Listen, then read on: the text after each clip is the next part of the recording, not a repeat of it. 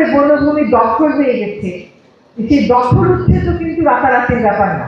যখন কেউ মারা যায়, পরিবারের সদস্যরা তার জন্য কাঁদে, তার একটা কোর্টে যাওয়ার জায়গা থাকে, পুলিশের কাছে যাওয়ার জায়গা থাকে।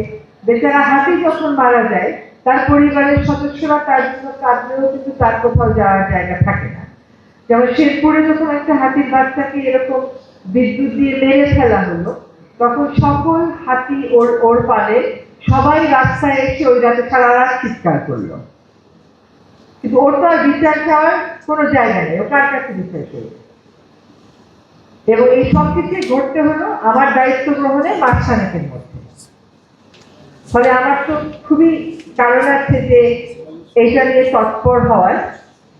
আসলে যেদিকে হাত দেই সেদিকেই তো সমস্যা।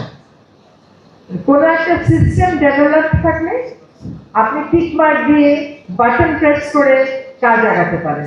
সিস্টেমে যখন ডেভেলপ না থাকে তখন আপনি আগাবেন কেমন করে?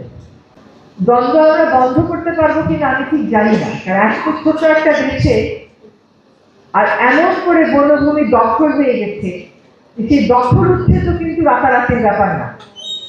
আপনি যদি চুনতিতে যান, আপনি বনে গেলেন না গ্রামে আসছেন, এটাই আপনি বুঝবেন না।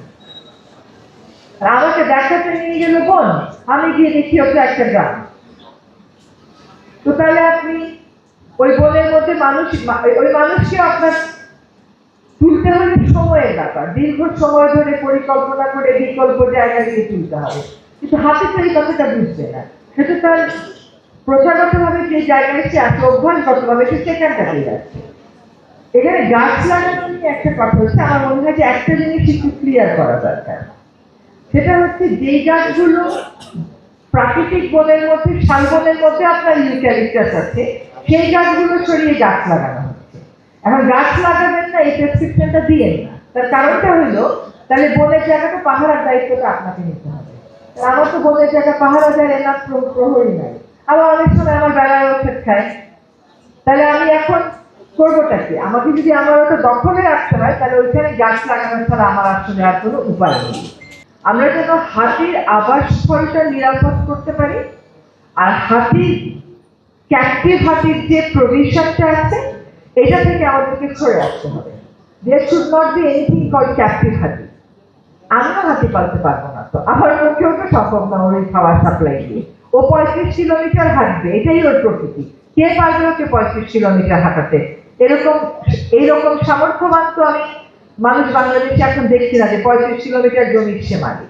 হাতির মতন একটা বুদ্ধিমান প্রজাতি, সংবেদনশীল প্রজাতিকে সর্বোচ্চ সংবেদনশীলতা দিয়েই যাতে আমরা দেখতে পারি, সেটার প্রচেষ্টা আমাদের করতে হবে। সেজন্য আমাদের যে মূল্যবোধ আছে সমাজ হিসাবে, সরকার হিসাবে, বন বিভাগ হিসাবে, সেখানে আসলে আমাদেরকে পরিবর্তনটা আনতে হবে। ওদের স্বপ্ন পূরণে পাশে থাকতে পেরে আমরা গর্বিত। আমাদের মূল্যবোধে পরিবর্তন না এনে শুধুমাত্র আইনে পরিবর্তন আনলে কোনো লাভ হবে না। তো এটা একটা প্রক্রিয়ার ব্যাপার, কাজটা আজকে শুরু হোক। আর আজকে বিশ্ব হাতি দিবস উপলক্ষে এরকম একটা তাৎপর্যপূর্ণ কাজ আমরা শুরু করতে পেরেছি, সেজন্য আমি আনন্দিত। আমার সহকর্মীরা যারা পরিশ্রম করেছে, ডেভেলপ করেছেন, বিশেষজ্ঞরা যারা মতামত দিয়েছেন, তাদেরকে ধন্যবাদ।